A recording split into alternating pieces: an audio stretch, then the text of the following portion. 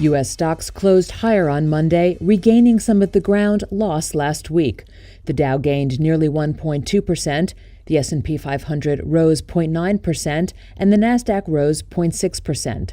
Monday's gains came after all three major indexes posted weekly losses as investors worried about rising Treasury yields and mixed corporate earnings.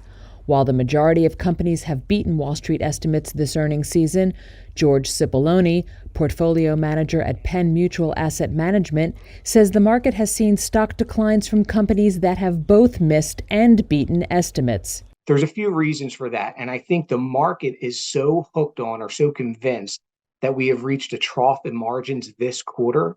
They don't expect to see much in the way of trouble in the next few quarters.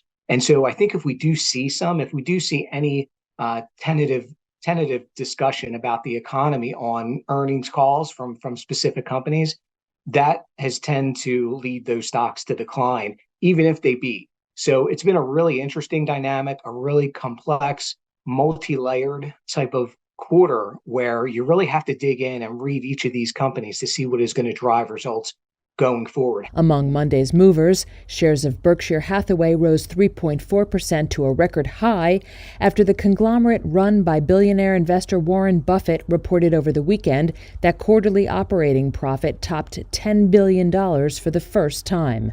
Shares of Tyson Foods slid 3.8% after the meat packer disappointed Wall Street expectations for third-quarter revenue. And vaccine makers BioNTech and Moderna slumped 7.5% and 6.5% respectively. BioNTech said it was cutting its drug development budget after quarterly revenue was hurt by a drop in demand. Moderna said it was hit by investment bank Leerink cutting its price target for the company.